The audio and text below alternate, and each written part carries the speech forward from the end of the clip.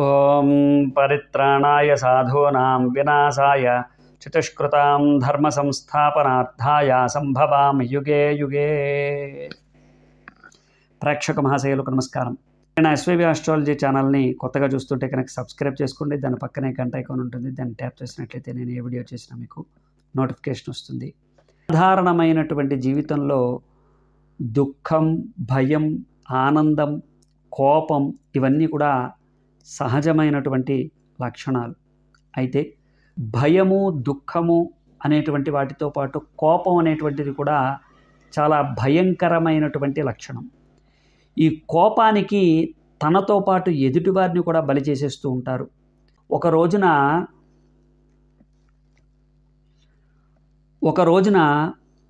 నేను చాలా విచారంగా ఉన్నాను. ఆ రోజున అన్నీ కోల్పోయాను, ఇంకా ఏమీ లేదు, నా పరిస్థితి అంతా కూడా చేజారిపోయింది, నేను ఇంకా అసలు భవిష్యత్తు అనేటువంటిది చూడను అనేటువంటి పరిస్థితులు వచ్చినప్పుడు బాగా బాధపడుతూ ఉంటే ఆ బాధ తీర్చుకోవటం కోసం చాలా శ్రమపడి తిరుపతి మెట్లెక్కి స్వామివారి దర్శనం కోసం వేచి చూస్తున్నాను. స్వామివారి దర్శనం కూడా చాలా దుర్లభంగా ఉంది. ఆ రోజు పండగ కాదు, అలా అని వీకెండ్స్ అంటాం కదా మనం, అలా వారాంతపు సెలవులు కూడా కాదు. అయినప్పటికీ కూడా జనం తండోపతండాలుగా ఉన్నారు. అయితే ఆ సమయంలో చాలా విచిత్రంగా అంత చిన్నదానికి కూడా నేను చాలా ఇబ్బందులు పడిపోయాను. అసలు నాకు భగవంతుడు కూడా రక్షించేటువంటి పరిస్థితులు లేవా? ఇప్పుడు నేను భగవంతుడిని దర్శనం చేసుకోవడానికి కూడా భాగ్యానికి నోచుకోనా? ఏమిటి ఈ పరిస్థితి నాకు? నేను ఎందులోనూ కూడా ముందుకు వెళ్ళలేనా? నా పరిస్థితి ఇంతేనా? రోజు రోజుకి దిగజారిపోవడమేనా అనేటువంటి పరిస్థితులు ఏర్పడ్డాయి. ఆనాడు అలా బాధపడుతూ ఉంటే ఒక పెద్ద ఆయన వచ్చారు. ఏమిటి నాయన బాధపడుతున్నావు, ఏమిటి నీ దుఃఖానికి కారణం ఏమిటని చెప్పేసి అడిగితే, నేను జీవితంలో అన్నీ కోల్పోయానండి, మనుషుల్ని కోల్పోయాను, ధనాన్ని కోల్పోయాను, పరువు ప్రతిష్ట అన్నీ కూడా కోల్పోతూ ఉన్నాను. ఇక నాకు వేరే దిక్కేం లేదు. నేను ఏ విధంగానూ కూడా సర్వైవ్ అవ్వలేను, ఏ విధంగానూ కూడా ఉండలేను. దాంతోపాటు ఇప్పుడు స్వామివారి దర్శనం కూడా దొరకట్లేదు. చాలా కోపంగా ఉంది, చాలా ఉద్వేగంతో ఉన్నాను. అసలు నాలో ఉన్నటువంటి ఇబ్బందులు నేను నోరు తెరిచి ఎవరైనా అడిగితే ఎలా చెబుతున్నానో కూడా నాకు తెలియటం లేదు అని చెప్పేసి చెబితే, దానికి ఆ పెద్ద ఆయన ఒక్క చిరునవ్వు నవ్వి, నాయన, నీ సమస్యలన్నిటికీ కూడా పరిష్కారం ఉంటుంది. ఎందుకు అంటావా? ఏ సమస్య వచ్చినా సరే సమస్య కొని తెచ్చుకునేది మనమే. మనకి మనంగానే సమస్యను కొని తెచ్చుకుంటాం. దాన్ని భగవంతుడికి ఆపాదించి, నువ్వే సృష్టించావు ఈ లోపాన్ని, లేదా నువ్వే సృష్టించావు ఈ సమస్యని అని చెప్పి ఆయన మీద తోస్తూ ఉంటాం. కానీ అది కూడా భరిస్తాడు ఆయన. అయితే వీటన్నిటికీ కూడా ముందే మార్గం చూపించాడు మనకి. అదేంటయ్యా అంటే భగవద్గీత. ప్రతి సమస్యకి పరిష్కారం అందులో ఉంటుంది. నువ్వు ఒక్కసారి భగవద్గీత తెరిచి ఒక్క శ్లోకం చదవయ్యా, నీకు కావలసినటువంటి అన్నీ కూడా అందులో దొరుకుతాయి.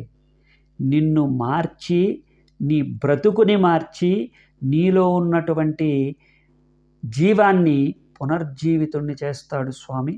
ఒక్కసారి భగవద్గీత చదువు అని చెప్పేసి అన్నారు.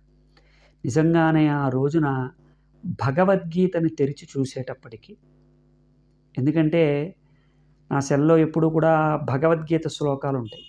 నిజానికి అప్పుడు ఎప్పుడూ కూడా తెరిచి చూడాల, కానీ ఆయన వచ్చి చెప్పేటప్పటికి నిజంగానే యాదృచ్ఛికంగా అందులో ఉన్నాయి కదా అని తెరిచి చూస్తే, కోపాన్ని జయించడానికి, బాధని జయించడానికి, శత్రువుల్ని జయించడానికి, అన్నిటికీ కూడా ప్రతి దానికి కూడా, ప్రతి సమస్యకి కూడా పరిష్కారాలు అందులో ఉన్నాయి. అందులో కోపాన్ని జయించే శ్లోకం ఒకటి ఉంది. కోపాన్ని జయించడానికి శ్లోకాలు అనేకం చెప్పబడ్డాయి. అందులో ఒక శ్లోకాన్ని మీకు చెప్తూ ఉన్నాను. నిజంకి మన చేతిలో ఉన్నటువంటిది ఆయుధమే, కానీ మనం దాన్ని దుర్వినియోగం చేస్తున్నాం. చాకు తీసుకెళ్ళి జేబులో పెట్టుకుంటే మన తొడై కోసుకుపోయినట్టు, మన చేతిలో ఉన్నటువంటి చరవాణి, ఆ సెల్ ఫోన్ని సరిగ్గా వాడితే మనల్ని మనం బాగు చేసుకోవచ్చు. సరే, ఏదేమైనా కానీ కోపాన్ని జయించేటువంటి ఈ మంత్రాన్ని, ఈ యొక్క శ్లోకాన్ని మీరు కూడా వినండి. తద్వారా మీ కోపాన్ని కూడా చల్లార్చుకోండి. మీ కోపానికి కారణం ఏంటో తెలుసుకోండి. అసలు మీరు ఎందుకు కోపం తెచ్చుకోవాలి, ఎందుకు దాన్ని మీరు ఆ కోపంలోనే మునిగి తేలుతూ మిమ్మల్ని మీరు కోల్పోవాలో, వీటన్నిటికీ కూడా సమాధానాలు తెలుసుకోండి. కోపం రావచ్చా, రాకూడదా, ఇది కూడా చెప్తాను నేను మీకు. సాధారణంగా కోపము అనేటువంటిది నటించవలసినటువంటి ఒక లక్షణం. అది కోపాన్ని నటించాలట.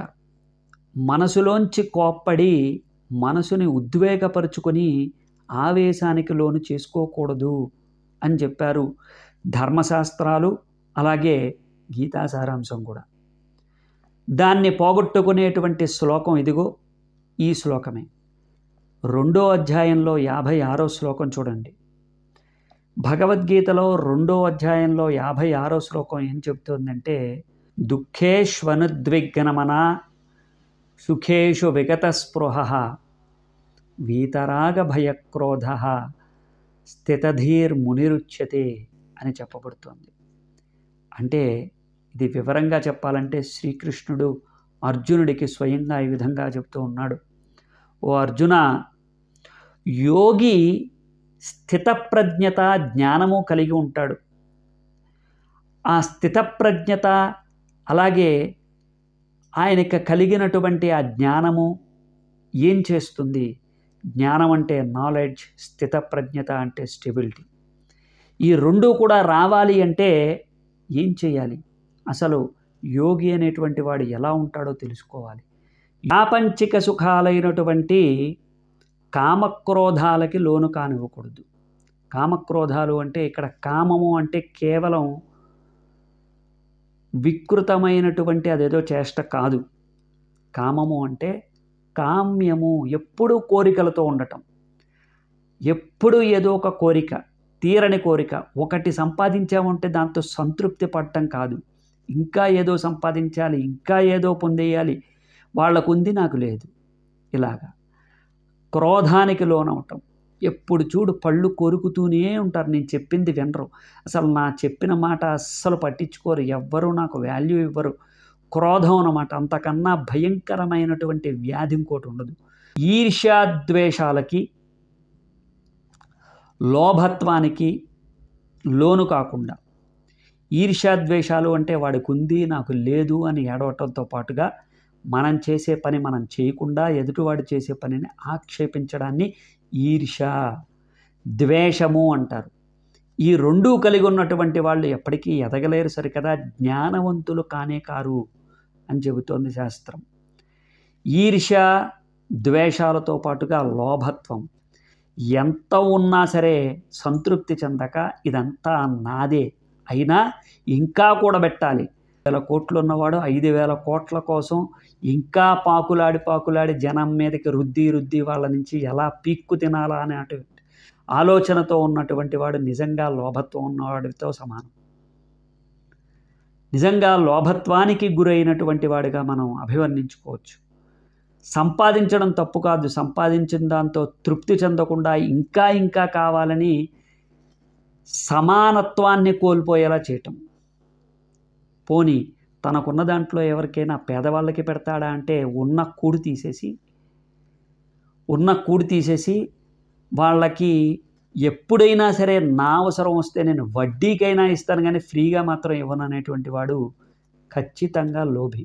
కామక్రోధాలతోనూ, ఈర్ష్య, అసూయ, ద్వేషాలు, అలాగే లోభత్వంతోనూ కూడుకున్న ఉన్నటువంటి వారికి ఎప్పటికీ కూడా ఎదుగుదల ఉండదట, దుఃఖమే మిగులుతూ ఉంటుందట.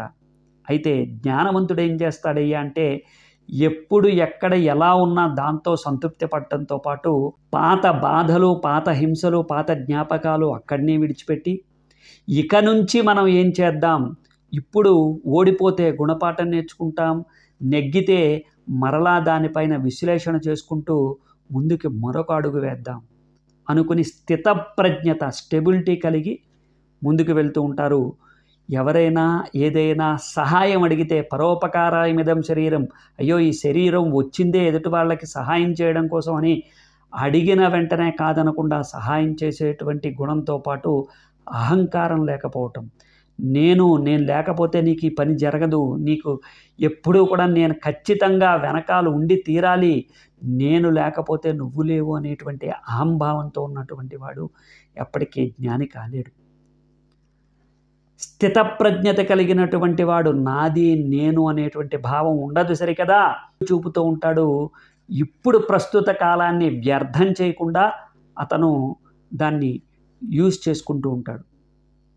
ప్రస్తుత కాలాన్ని యూజ్ చేసుకుంటూ పాత విషయాల్ని, పాత జ్ఞాపకాలని పక్కన పెట్టి గుణపాఠాలు నేర్చుకుంటూ ముందుకు అభివృద్ధి చెందడం మంచిదా, లేకపోతే ఎదుటివాడు బాగుపడుతున్నాడని ఈర్ష్యాద్వేషాలతో మనం ఇక్కడే ఉండి ఏడుస్తూ, అలాగే కామక్రోధాలతో అది కావాలి ఇది కావాలని ప్రయత్నం చేయకుండా కావాలి అని అనుకుంటూ పళ్ళు కొరికేసుకుంటే మంచిదా?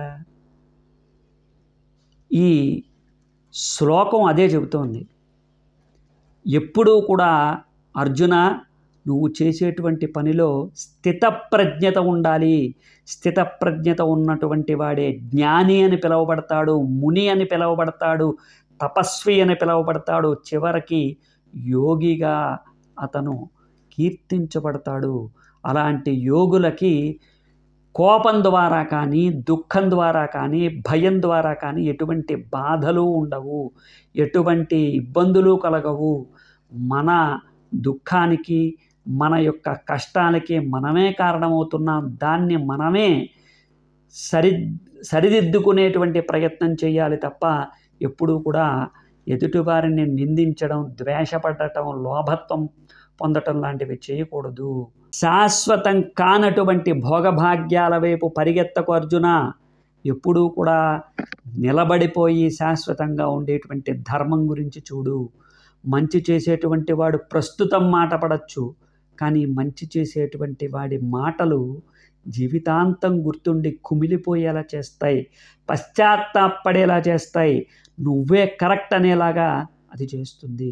కాబట్టి స్థితప్రజ్ఞతతో కూడికను ఉండు, యోగిలా ఉండు. కాబట్టి భయపడకు అర్జున అని చెప్పి శ్రీకృష్ణుడు అర్జునుడికి చెబుతూ ఉంటే, ఈ శ్లోకం మనం బాగు చేయటానికి ఉపయోగపడుతోంది. ఉద్ధరేణాత్మానం అని మనకి భగవద్గీత చెప్తుంది, ఎవరిని వారు ఉద్ధరించుకోవాలని.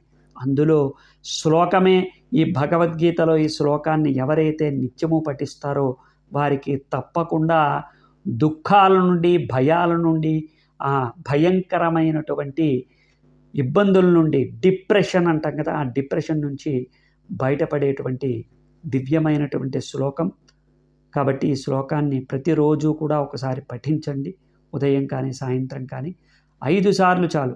5 సార్లు పఠిస్తే దానివల్ల కలిగేటువంటి ప్రయోజనం చాలా బ్రహ్మాండంగా ఉంటుంది. మీరు అన్నిటి నుంచి బయటపడగలుగుతారు, త్వరగా కోలుకోగలుగుతారు. ఇంకా ఏదైనా సందేహాలు ఉంటే మాకు కామెంట్ రూపంలో తెలియజేయండి. మరిన్ని భగవద్గీత శ్లోకాలతో మీ ముందుకు వస్తాను. శుభం భూయాత్. జై శ్రీ.